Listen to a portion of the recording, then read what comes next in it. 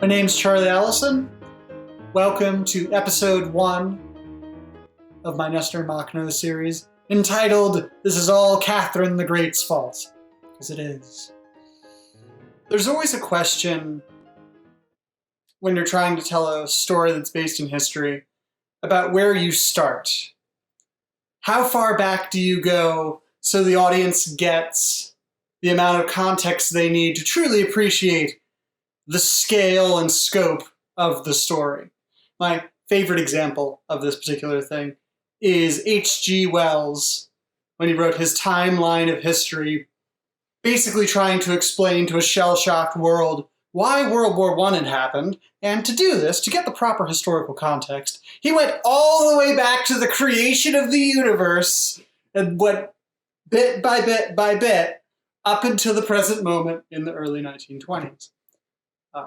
It's a wonderful history, but it illustrates a fundamental lesson that if you let a historian or a fan of history tell a story, they will always ask the question of how far back do I go?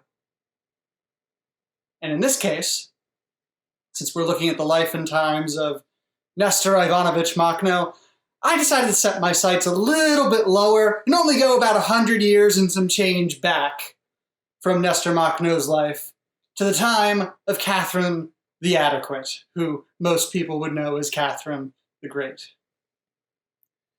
Catherine the Great created and perpetuated the conditions that shaped Nestor Makhno's childhood, politics, and legend, really. Catherine the Great, as we all may know, seized power in a coup against her husband, Peter. Well, when one German coups another German while they're living in Russia, it's somewhat remarkable. Peter had been rather on the land reform track and was liked, despite being disconnected from reality and the peasants both, by the peasants because he had made some noises about maybe breaking their serfdom. Serfdom, for those of you who don't know, is a form of particularly medieval land slavery. You are bound to the land. You can't leave it.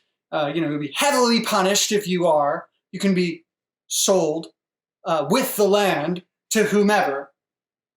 It is as we said, fundamentally medieval system. And Russia, coming into the Enlightenment, is still using this backward, antiquated system that's deeply inhumane, but very profitable for the rich.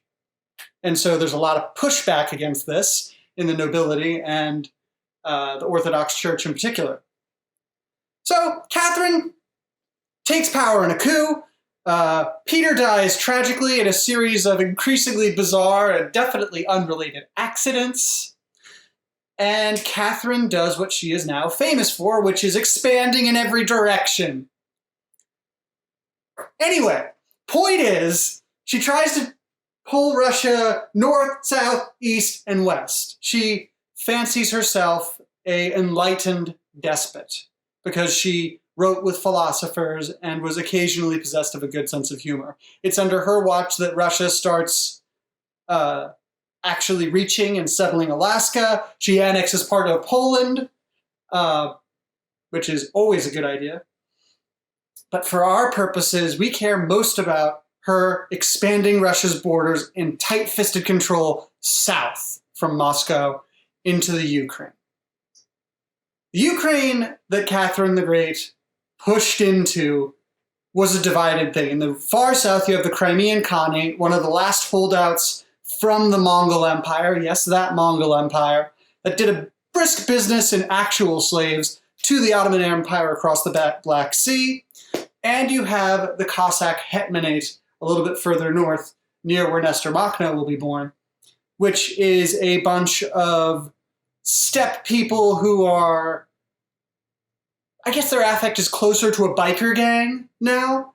But the point is that they love horses, guns, and riding around hitting people with swords, but also weirdly democracy, and don't really like slaves terribly much, or serfdom, or being told what to do. These are all things that are very Ukrainian. Don't tell me what to do, Dad, isn't their national motto only by luck. Um, and the Russians will tell you that Ukraine and Russia are like big brother, little brother, which is, of course, complete horseshit. Anyway, Catherine the Great pushes down into the Ukraine and starts to try to dissolve the Cossack hetmanate. Hetmanate means ruled by a hetman or ataman. And while she's doing this 20-year-long process, think of like breaking down a sugar cube in a glass of water, she's putting out wanted ads. Wanted! Investment opportunity! Come settle in Russia! If Craigslist had existed, she would have posted there to all the other Europeans to come settle my country for me. We'll give you tax breaks. We'll give you free transportation to the place you want to settle.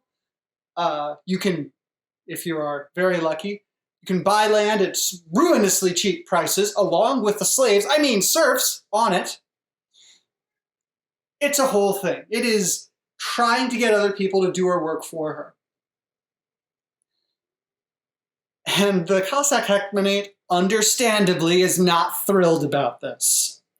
The 20-year-long process that Catherine the Great goes into of buying up the Cossacks to, hey, we've got some really cushy work for you exploring or, rampaging across Siberia. We're paying them off and subverting them politically.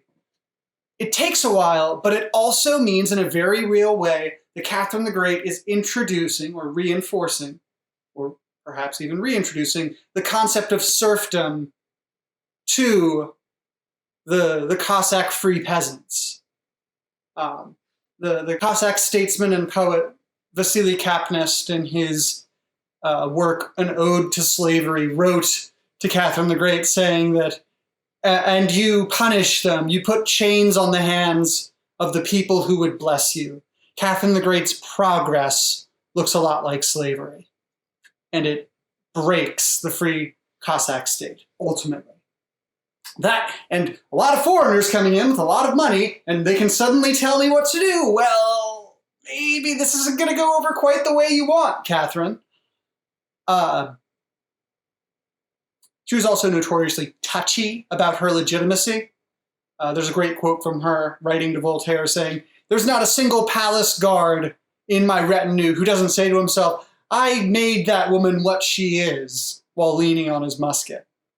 Well, as you might imagine, slavery is not terribly popular if you're on the other end of the whip, and it doesn't take very long, only about 9 years, 10 years, before her policies come and bite her in the ass. Which is to say, we are meeting our good friend, and preface to Makhno, Emelian Pugachev. Emelian Pugachev was a Cossack who fought in one of Catherine's countless wars. She was fighting everyone all the time. Not personally, of course. She has people to do that for her.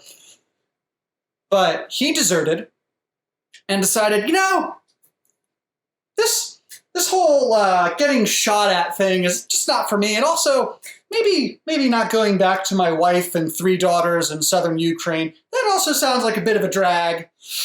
I'm going to go on an adventure.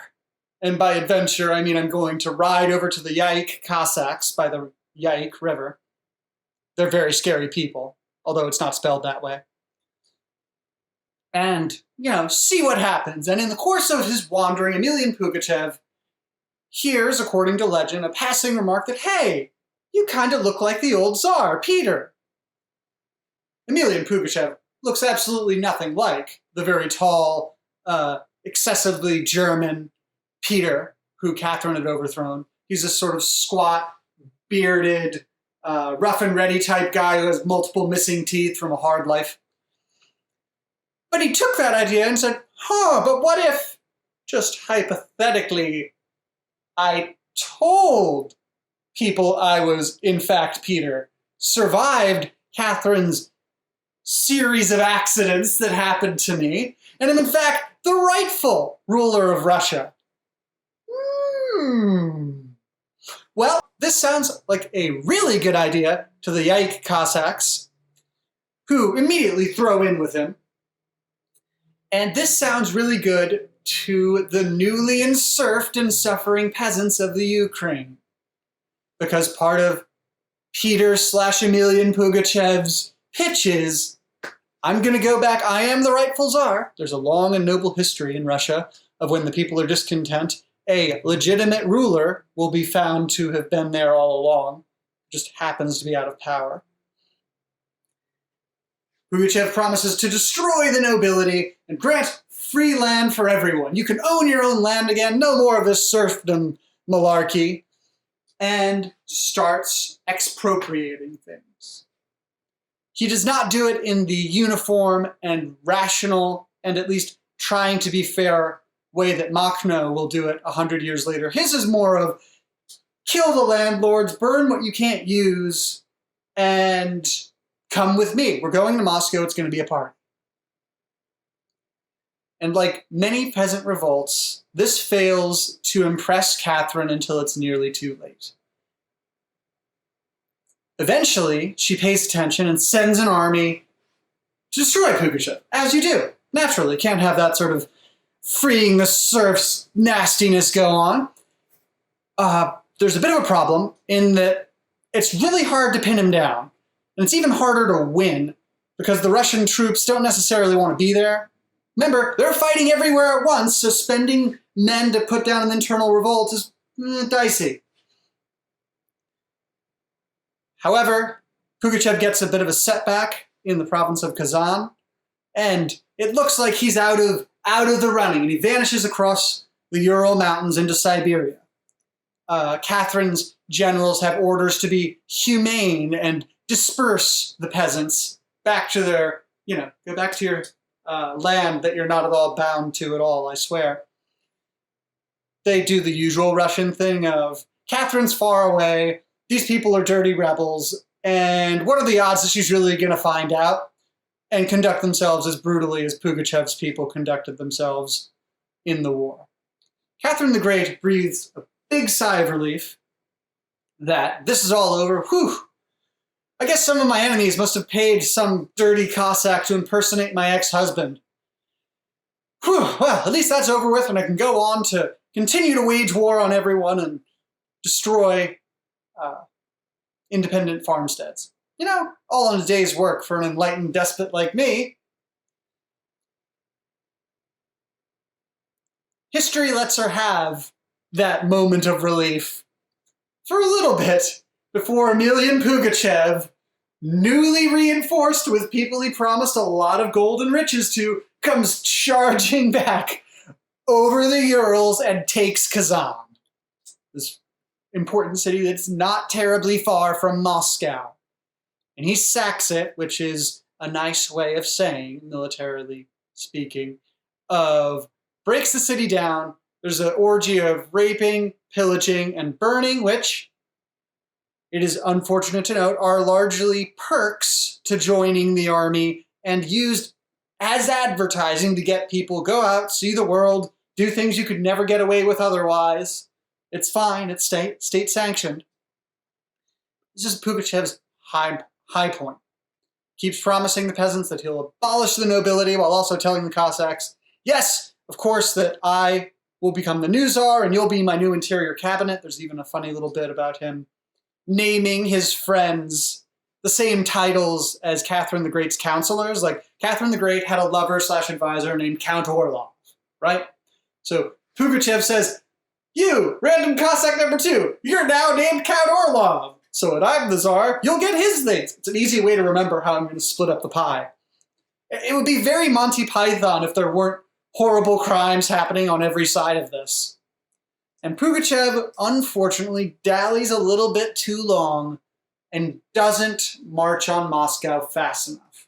He had a possible checkmate on Catherine, but dawdles,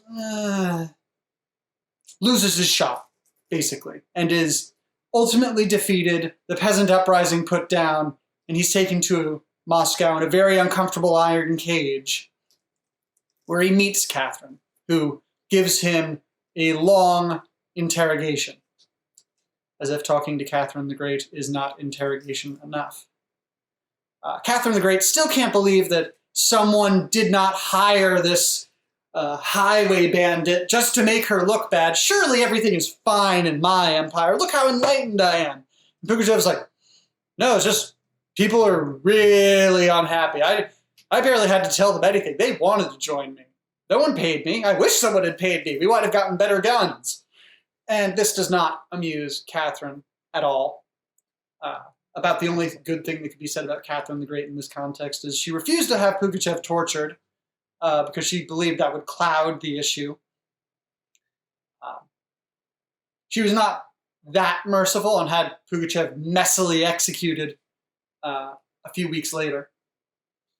And this brings us to 1775. The Cossack Hetmanate is still being broken up by Russian influence, power, and money. And that was Catherine the Great's last existential threat. And she kept pushing south through the Ukraine, punishing the serfs rather hard, putting out new ads, come and settle Russia. Hundreds of acres barely used. Oh, yes, technically there are people living on them, but they can belong to you for the low, low price of citizenship and a lot of money. As she pushes south, she ultimately breaks up the Crimean Khanate in the early 1780s. British sources point rather cautiously to some war crimes done there, to the non-ethnic Ukrainians, the holdouts from the Mongols. Catherine's sources, of course, put it in a much more humanitarian light. Look how diverse we are. We have a couple of Muslims as opposed to the entire Muslim Crimean Peninsula. But I digress. It's very telling to watch what Catherine the Great does in the aftermath of the Pugachev revolt, which is she immediately tries to unperson Pugachev. That is to say, remove him from all historical records and memory. His name is forbidden to be said, for one thing. His wife and 3 daughters, who had no part in the rebellion at all, are kept in prison for life until they die. The Yaik River is renamed the Ural River. The Yaik Cossack Host, which, by the way, still exists, is renamed the Ural Cossack Host. Everything even remotely associated with this huge rebellion is papered over as best she can. Nevertheless, Pugachev survives as a sort of folk hero. Think of him as a way more violent type of Robin Hood figure in the Ukrainian consciousness. Catherine the Great doubles down on her encirclement policies in the wake of this. A good way to visualize this is, if this pen is the rights the serf had before Catherine, that were starting to come a little loose under Peter, then Catherine the Great looked at this tent peg or pen or whatever, picked up a hammer, and bam! No more rights for you, encirclement for life, and kicked it down the road for another couple generations. Under her son Peter, who would specifically invite the German refugees, religious refugees, the Mennonites, into the Ukraine, who will play a large part in our story to come. Things proceed, except for it gets worse for the average person in the Ukraine. I like to summarize Catherine the Great's policies in a way that is a bit more visually arresting than me slamming a pen through my hand. There's a famous Russo-German folktale that starts a little bit after the time of Catherine the Great, and it's immortalized in pictures all over the place, but it involves a wedding party moving on a troika sled, a horse-drawn sled, across the steppe in the Ukraine on a fine winter's night, a lot of snow on the ground, everyone's very happy, except for the fact that there's a large, very hungry pack of wolves pursuing the sled and its occupants. And as the chase continues, it becomes very clear that the troika sled is too heavy. And the bridal party decides that for the sake of everyone, it is better to lighten the load, and they throw the bride and the groom, their friends, right over the edge of the sled to the wolves, who then fall on them and eat them. That's the happy version of the story, which should tell you everything you really need to know about Russo-Germanic folklore. The dark version is the same thing happens. They throw the bride and groom over. They're messily eaten alive. But that doesn't actually save the Troika sled because the pack is too many, too hungry, and too fast. They catch up to the sled, eat the horses and the people inside, and it was all for nothing. The compromise of your principles didn't do anything, really, in the end. But this is a very vivid metaphor for the policies that Catherine the Great enacted. She gave the horses in this particular metaphor a kick, and the landowning peasants, or the peasants who want to own their own land that they work on, I guess they're the wolves in this situation, are still trailing, but they are going to catch the Troika sled of Ukrainian land rights eventually, and when they do, it's going to be a very bloody business. That very bloody business did not start with Nestor Makhno about 100 years later, but it did reach its height under him.